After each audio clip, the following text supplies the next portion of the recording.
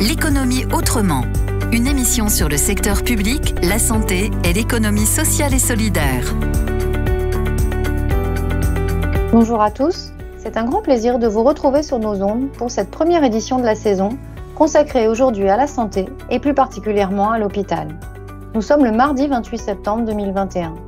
Au micro, Perrine Lahaye. Cette émission, l'économie autrement, est le rendez-vous mensuel de Radio KPMG, destiné à décrypter les grands enjeux de la santé, du secteur public et de l'économie sociale et solidaire. En 2020, à 2 reprises, nous avions abordé dans l'économie autrement les sujets de l'hôpital et plus largement du système de santé. Nous sortions alors du premier confinement et nous nous étions interrogés sur le rôle et la place de l'hôpital à l'aune de la crise sanitaire. 18 mois plus tard et 1 an après l'annonce du Ségur de la santé, nous allons aujourd'hui examiner sa mise en œuvre à l'hôpital. Approuvé en juillet 2020 par une majorité d'organisations syndicales, représentatives à la fois du personnel médical et non médical, le Ségur de la santé est souvent assimilé à sa mesure phare, la revalorisation salariale. Ce sont en effet 8,2 milliards d'euros qui seront consacrés chaque année à la revalorisation des métiers des hôpitaux et des EHPAD, mais également à la reconnaissance de l'engagement des soignants. Tout ceci avec l'ambition de rendre l'hôpital plus attractif. Le Ségur de la santé, c'est également des chantiers et des projets dans le numérique, pour l'accélération de la réforme de la tarification, pour le financement de projets et d'investissements hospitaliers, sans oublier le renforcement de la gouvernance et du management dans les hôpitaux. C'est sur ce point principalement que nous ferons réagir nos 2 invités.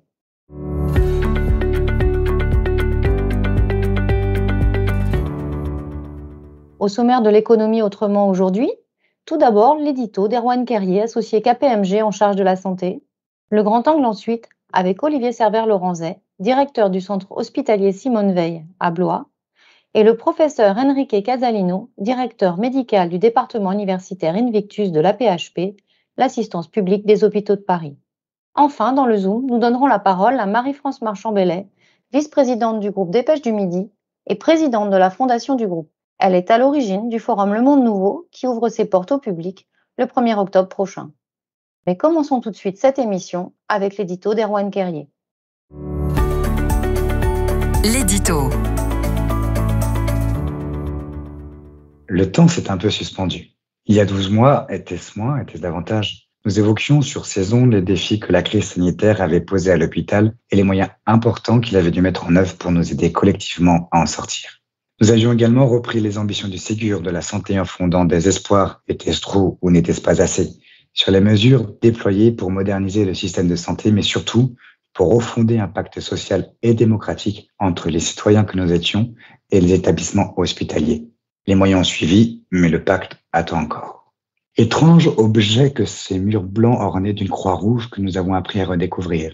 Pendant que les médias faisaient le pied dehors, lui, dedans, a dû continuer à se réinventer. Et aux mesures de revalorisation salariale, indispensables, ont succédé d'autres actions destinées à améliorer la gouvernance et le management des hôpitaux. Gouvernance et management, voilà qui semblera étrange. On réinvente le lieu où l'on soigne en y appliquant des concepts sortis tout droit d'un manuel de sociologie politique ou de gestion des entreprises. Faut-il s'en offusquer? Sans doute pas. Le Ségur de la santé est allé plus loin qu'identifier des symptômes et la concertation qui l'a précédé a permis aux professionnels de mettre le doigt là où ça faisait mal. Pour autant, il est nécessaire de préserver une distanciation entre le discours et la méthode et de répéter comme un mantra pourquoi ces réformes doivent être engagées. Remettre le patient au cœur du dispositif, renforcer la place des médecins dans la gouvernance de l'hôpital, favoriser l'autonomie du personnel soignant, améliorer sa participation aux décisions stratégiques, proposer des modes de contractualisation interne qui accroissent les responsabilités de chacun et résonnent avec l'engagement que tous sont prêts à mettre dans leur travail. C'est sans doute le sens de ce nouveau défi posé à l'hôpital. Retrouver la fierté au travail. Grand angle. Poursuivons avec le grand angle, consacré aujourd'hui à la mise en œuvre du Ségur de la santé au sein des établissements hospitaliers. Comme je l'ai dit en début d'émission, nous avons le plaisir d'avoir aujourd'hui à notre micro Olivier Servère-Laurenset, directeur du centre hospitalier Simone Veil, situé à Blois, et le professeur Enrique Casalino, directeur médical du département universitaire Invictus de l'AP-HP, l'assistance publique des hôpitaux de Paris. Avant de donner la parole à nos 2 invités, quelques informations importantes. L'hôpital Simone Veil de Blois est l'hôpital support du groupement hospitalier de territoire qui rassemble les 6 centres hospitaliers du Loir-et-Cher et regroupe plus de 3700 lits et places et près de 6000 professionnels. De son côté, la PHP, ce sont 39 hôpitaux, 10 millions de patients accueillis chaque année et environ 100 000 salariés. Je m'adresserai d'abord à vous, Olivier Servère-Laurenzet. Vous êtes directeur général d'un établissement de santé. Comment avez-vous accueilli les mesures contenues dans le Ségur de la santé? Déjà, ça a été pour nous, en tant que directeur d'hôpital, pour de nombreux directeurs d'hôpital, je pense, ça a été une très grande satisfaction, parce que ça fait très longtemps que nous, on a tiré la sonnette d'alarme quant au niveau des rémunérations à l'hôpital, que ce soit pour les personnels non médicaux que pour les personnels médicaux. Donc, un grand nombre de directeurs d'hôpitaux ont été réjouis de cette avancée qui est considérable par rapport aux 15 dernières années qui se sont écoulées. Il était indispensable de redonner un nouveau souffle à l'hôpital qui était en crise, je vous le rappelle. Avant l'épidémie, l'hôpital était en sérieuse crise et il fallait sortir par le haut. Et je pense que le gouvernement a su, à travers des accords du Ségur, redonner un nouveau souffle. Alors bien évidemment, tout n'est pas réglé parce qu'on sait que les rémunérations, notamment des personnels médicaux, restent insuffisantes. Et on a un véritable enjeu qui est celui du choc démographique.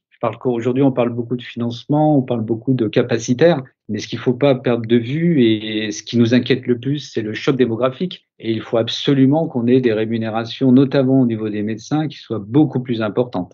Ce que je voudrais dire aussi, c'est que la question des salaires, elle est importante, évidemment, mais elle n'est pas, c'est pas la seule solution. Et la question des conditions de travail, elle est posée. Et ce qui est intéressant dans les accords du Ségur, au-delà des rémunérations, c'est que la question des conditions de travail et leur traduction dans les accords locaux est pour le coup une réelle avancée. Donc au niveau de l'hôpital de Blois, nous on a une culture de l'accord local, c'est dans notre ADN depuis au moins 6-7 ans. Et donc puisqu'on avait un accord avec la CFDT qui s'est écoulé de 2016 à 2020, donc on a rebondi sur cette question naturellement parce qu'il nous semble important au-delà des engagements nationaux d'apporter une traduction locale déjà, et puis aussi de nouveaux engagements. Donc, je suis en train de finaliser cet accord qui devrait être signé normalement le 6 octobre, dans laquelle on s'engage avec les partenaires sociaux sur des mesures encore plus fortes et qui viendront compléter les accords du Ségur. Et puis enfin, dans ce débat sur le Ségur, ce qui ressort, c'est effectivement la nécessité de gouverner différemment à l'hôpital. En vous écoutant, je comprends que la crise sanitaire a accéléré la prise de conscience de la nécessité de faire évoluer le management à l'hôpital, notamment. En tant que médecin et directeur médical, quel est votre point de vue, professeur Casalino? Comment avez-vous décliné les orientations du Ségur sur le terrain et plus particulièrement dans votre pôle? Le Ségur a été une série de mesures complexes qui vont de l'amélioration salariale du personnel à des perspectives d'évolution de carrière du personnel, l'attractivité des hôpitaux pour pouvoir combler nos déficits en personnel. Mais le Ségur est aussi une approche managériale, essayer de redonner du sens à l'hôpital. Je pense que nous, les médecins, nous avons une responsabilité majeure. C'est à nous, équipe soignante, que ce soit les responsables médicaux, mais aussi les responsables paramédicaux, les directeurs de soins, les cadres de santé, nous avons une responsabilité collective à insuffler dans notre vision de l'hôpital un sens soignant qui puisse être donné du sens au travail de chacun de nous sur le terrain. Et surtout, moi, je pense qu'il faut arrêter de parler de burn-out, parce que si c'est pour dire que 50 à 60% ou 70% du personnel hospitalier est en burn-out, je pense qu'il faut parler du plaisir au travail. C'est peut-être une vision un peu vintage du métier soignant, mais c'est une vision essentielle pour que chacun retrouve sa place dans des systèmes qui sont de plus en plus complexes et de plus en plus contraignants. À travers vos premiers éléments de réponse, messieurs, se pose la question de la gouvernance au sein des hôpitaux et de la place des médecins et des soignants dans cette gouvernance. Je m'adresse de nouveau à vous, Olivier Servère-Laurenzet, vous qui êtes aux commandes de la mise en œuvre du Ségur de la santé dans votre établissement. Comment avez-vous procédé pour mettre les soignants au cœur de la réflexion? Déjà, nous, à l'hôpital de Blois, on est plutôt fiers de ça parce qu'on était quand même déjà à l'avant-garde de tout ça. Puisque depuis 5 ans, nous, on a un directoire qui est largement élargi. Moi, je l'ai élargi à tous les cadres supérieurs de santé, tous les chefs de pôle, tous les directeurs. Donc, on a déjà un directoire qui est extrêmement élargi pour donner un peu plus de représentation dans cette gouvernance. Autre élément avant-gardiste, c'est aussi le positionnement du coordonnateur général des soins, puisque ça fait l'objet de nombreux débats, au débat sur le Ségur. Moi, depuis très longtemps, je travaille au niveau du top management, en tout cas, bien évidemment avec le président de CME, mais aussi avec le coordonnateur général des soins. C'est indispensable pour un chef d'établissement. Et puis aussi, on avait des contrats de pôle qui déjà étaient à l'avant-garde, puisque par exemple, les cadres supérieurs de santé ont déjà la délégation de signature pour tout ce qui est les contrats de travail. Donc, les accords du Ségur, évidemment, viennent reconnaître ce travail et puis nous invitent à aller beaucoup plus loin, continuer à nous améliorer. Donc, en partenariat avec KPMG, nous avons eu un séminaire le 8 juillet, un séminaire qui s'inscrit dans le cadre de l'élaboration de notre futur projet d'établissement, où on s'est posé une petite journée pour savoir un peu comment on allait, suite au Ségur, renforcer ce management de proximité pour écrire un projet de management de gouvernance. Donc, c'est en cours d'écriture. Les grandes idées, c'est déconcentrer au maximum la prise de décision sur le terrain, parce que c'est vrai que la crise à l'hôpital a montré que parfois, on avait le sentiment que tout était décidé d'en haut et que le terrain qui est exprimé par les services était un peu oublié. Donc, l'objectif, c'est de déconcentrer au maximum et donner par là même beaucoup plus de réactivité, agilité. Donc, c'est déconcentrer pour donner plus de réactivité et plus d'agilité dans notre système. Et puis, c'est le discours de la méthode, parce que une fois qu'on a dit qu'il faut manager sur le terrain, c'est-à-dire au niveau du service pour un hôpital, ça s'invente pas d'être manager. Donc, ça veut dire qu'il faut qu'on travaille sur un plan de formation adapté pour les médecins et les cadres de service, et puis d'avoir des outils à disposition qui permettent de manager dans de bonnes conditions. Donc nous, on va mettre le paquet sur la formation et puis sur le discours de la méthode, parce qu'encore une fois, c'est un élément qui nous semble aujourd'hui le plus important pour gouverner différemment, tout en respectant aussi le métier des uns et des autres, parce que ce qu'il faut pas oublier quand même, c'est qu'on manque aussi de temps clinique. Et donc, il faut trouver ce point d'équilibre pour rendre le temps médical disponible auprès des patients et puis avoir un management qui permet aussi d'écouter tout le monde et notamment un peu plus effectivement les chefs de service. Olivier Servère-Laurenzet, que nous venons d'écouter, a évoqué des méthodes concrètes, des outils, la formation en management notamment pour renforcer le rôle des médecins et des soignants dans la gouvernance de l'hôpital. Professeur Enrique Casalino, quel est votre ressenti sur ce sujet en tant que médecin ? À votre avis, quelle place doit avoir le personnel soignant ? Je pense que dans la nouvelle gouvernance hospitalière, il faut appeler de nos voeux une nouvelle gouvernance hospitalière, les soignants, nous devons avoir un rôle central. Je ne fais pas partie de ceux qui pensent que pour être directeur d'hôpital, il faut être absolument médecin. Je ne crois pas non plus que l'approche française que pour être directeur d'hôpital, il faut forcément sortir de Rennes, soit non plus la bonne approche. Il faut que chacun ait un rôle. Et aujourd'hui, une des grosses difficultés, c'est que nous parlons deux langages parfois qui nous semblent un peu différents. Et il faut qu'on arrive à mieux nous articuler. Un volet gestion qui est essentiel, mais aussi un volet soignant, qualité de vie au travail, qualité et sécurité des soins, projection de l'hôpital vers la ville, mais pas uniquement avec un discours organisateur, construction de filière, mais sur un véritable discours où le patient est au centre, où tout est axé autour de l'intérêt du patient. Il faut que dans l'avenir, nous soyons capables d'avoir une gouvernance beaucoup plus fluide, beaucoup plus souple et beaucoup plus exigeante en même temps. Il faut une exigence. Je fais partie de ceux qui pensent que la réussite passe par une exigence. Quand on parle de contrat de pôle, le contrat de pôle est un document. Je fais beaucoup de cours à des chefs de pôle, à des chefs de service. Personne n'a jamais signé un document. Personne n'a jamais reçu des instructions de quels étaient les critères sur lesquels il serait évalué. Moi, je pense que dans n'importe quelle entreprise, quand vous prenez un poste de responsabilité, on vous dit quelles sont les missions que vous avez et les objectifs que vous devez atteindre. Dans le monde hospitalier, nous sommes très loin de ça.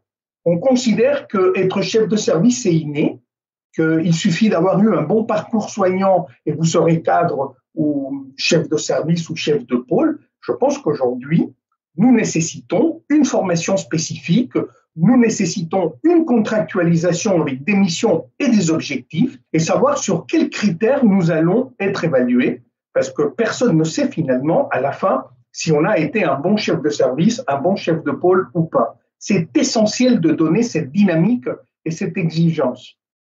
L'humain est au cœur de votre discours, à la fois du côté des patients, mais aussi des soignants. Une nouvelle question pour vous, professeur Casalino. 1 an après l'annonce du Ségur de la santé, quelle est votre vision sur l'avenir de l'hôpital et du système de santé en général ? Je pense que la crise Covid a démasqué des difficultés structurelles de notre système de soins. Nous sommes construits sur des silos, sur des oppositions parfois un peu corporatistes. Le patient n'était pas au centre du dispositif. Et c'est un reproche qu'on peut faire au monde soignant comme au monde administratif dans le système de santé, aux directions. Collectivement, nous portons une part de responsabilité dans les difficultés structurelles de notre système de santé. Aujourd'hui, à la fin de cette crise Covid, qu'est-ce que nous constatons ? Nous constatons que les vieilles démons reviennent. On essaye de se recentraliser sur des structures, l'hôpital, le site, le service, et on oublie un peu l'importance de donner de la transversalité, d'évaluer les filières et les parcours de soins, d'imaginer des nouveaux systèmes de financement, de revoir nos densités de personnel auprès des patients. Et ça, c'est quelque chose il pleut sur du mouillé. Notre système était en crise avant la Covid, et à la fin de la Covid, la crise, elle s'est aggravée, et la difficulté aujourd'hui est plus importante qu'avant. Il faut absolument que nous comprenions que le bien-être des patients, la bientraitance des patients, la qualité et la sécurité des soins sont indissociables des conditions de travail de nos équipes, du plaisir au travail, du sens et de l'engagement de nos équipes. Ce sont les deux phases d'une même monnaie. On ne peut pas améliorer les conditions d'accueil des patients si nous n'améliorons pas les conditions de travail des équipes. Et on ne peut pas améliorer les conditions de travail des équipes si nous n'améliorons pas, si nous ne donnons pas du sens à tout ce qui est la bientraitance des patients, la qualité et la sécurité des soins. Et collectivement, dans cet ensemble, c'est comme ça qu'ils pourront émerger l'innovation, la recherche, l'attractivité pour les patients et aussi pour le personnel, le développement de nouvelles stratégies de prise en charge. Tout ceci est essentiel et c'est une seule et même problématique. Souvent, on a tendance à penser qu'un hôpital nécessite des solutions ultra complexes. Ce n'est pas vrai. Les problèmes sont complexes, mais les solutions, en général, sont beaucoup plus simples. Une équipe, aujourd'hui, ce sont les soignants, les patients, leurs familles, l'ensemble du parcours de soins, pas uniquement l'hôpital, ce serait une vision trop limitée, l'ensemble du parcours de soins, et c'est ça l'équipe sur laquelle nous devons travailler aujourd'hui. Ce grand angle arrive à son terme. Une dernière question pour vous, Olivier Servère-Laurenzet. À votre avis, quelles sont les solutions, les pistes de réflexion à ce jour pour faire évoluer le modèle de l'hôpital ? Enfin, moi, j'ai l'humilité de penser qu'il n'y a pas de modèle unique. Je pense qu'il faut qu'on évite cet écueil de penser qu'il y a un modèle unique de management. Je crois profondément que, au-delà des indicateurs, des contrats, des dispositifs de déconcentration, je crois que ce qui me paraît le plus important aujourd'hui, c'est la façon de s'exprimer et de communiquer. Donc, moi, j'ai fait le choix de promouvoir la communication non violente, qui est une communication qui a été inventée par un psychologue clinicien qui s'appelle Marshall Rosenberg et qui rejoint une valeur qui nous est chère et qu'on a partagée lors du séminaire, qui est celle de l'empathie. Et l'empathie, ça consiste à connaître ses besoins et essayer de les connecter aux besoins des autres. Alors, ça a l'air facile comme cela en le disant, mais c'est extrêmement compliqué. En tout cas, nous, on va faire ce pari-là.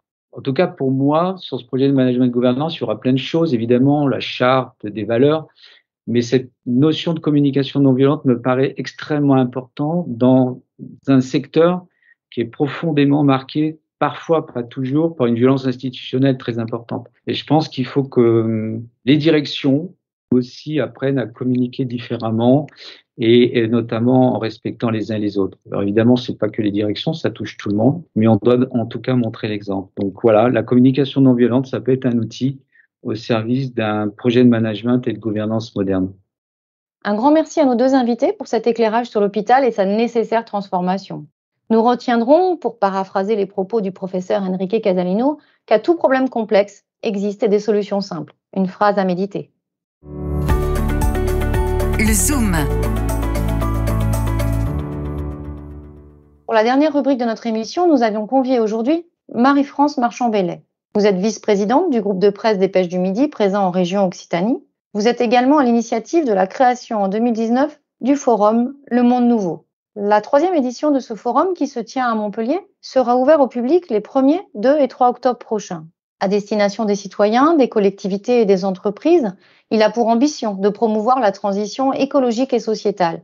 Il propose des solutions pour la planète. Ma première question sera directe. Qu'est-ce qui vous a donné envie de lancer ce forum ? Eh bien, le décalage entre la parole des scientifiques qui nous alertent depuis des années et l'inertie que l'on constate des États en général et du nôtre en particulier. Il y a un réel décalage, on le voit chaque année un peu plus. Il m'a semblé important qu'un groupe de presse qui couvre une région de 6 millions d'habitants soit à l'écoute de ses concitoyens, à la fois pour apporter des informations, mais également tracer des pistes, puisque nous permettons à tout un tas d'intervenants de venir montrer des solutions qui existent déjà pour essayer tous ensemble, parce que je suis convaincue que c'est depuis les territoires et avec les citoyens que nous lutterons efficacement contre le réchauffement climatique qui va engendrer des catastrophes et d'ailleurs qui les engendre déjà maintenant. Ce forum n'a pas eu lieu en 2020 en raison bien évidemment des conditions sanitaires. Quel est le programme de cette 3e édition ? Dès le départ, nous avons décidé de reprendre les items des COP. Donc, nous avons à la fois alimentation et agriculture, économie circulaire, nouvelle citoyenneté, sciences et santé, biodiversité sur les forêts, l'eau, l'océan, le vivant, les énergies renouvelables, les mobilités, l'aménagement du territoire. Et cette année, nous aurons une grande table ronde aussi sur le financement parce que c'est bien évidemment la base de tout. Cette année, nous avons une initiative nouvelle qui consiste à proposer aux élus qui viendront sur le salon, puisqu'il y en a de nombreux, de signer un manifeste pour un monde nouveau, manifeste des élus engagés pour un monde nouveau, parce que je crois que c'est important qu'ils tracent le chemin de leurs concitoyens, qu'ils soient maires, présidents de département, présidents de région, et nous avons la chance en Occitanie d'avoir une présidente qui est très au fait de ces choses-là et qui veut faire de notre région une région à énergie positive en 2030, donc nous sommes vraiment dans le cœur du sujet. Et puis parallèlement à cela, nous avons, je vous le disais, des ateliers que nous ouvrons, c'est gratuit, donc tout le monde peut venir et nous avons offert aux associations des espaces pour qu'elles puissent venir, mais également à des startups qui puissent venir montrer ce qu'elles font, ce qu'ils font pour aller dans le sens de la permaculture, du renouvelable au lieu du jetable, de tout ce qui peut toucher à chacun à notre place et chacun dans notre domaine à faire des économies sur cette planète en cessant de piller les ressources et en faisant en sorte d'arrêter de mettre du carbone dans l'atmosphère qui après engendre des catastrophes comme tout ce que nous avons vu, des méga-feux, des inondations terribles et dans notre région nous en avons eu dans le Gard il y a quelques semaines, donc les gens commencent vraiment à sentir que ça n'est pas une vue de l'esprit mais qu'il est grand temps, si nous voulons donner une planète vivable à nos enfants et petits-enfants, de réagir face à tout cela. Merci beaucoup Marie-France Marchand-Bellay. Vous trouverez sur notre appli Radio KPMG le lien vers le programme du forum Le Monde Nouveau qui s'annonce très enthousiasmant. KPMG participera également à ce forum.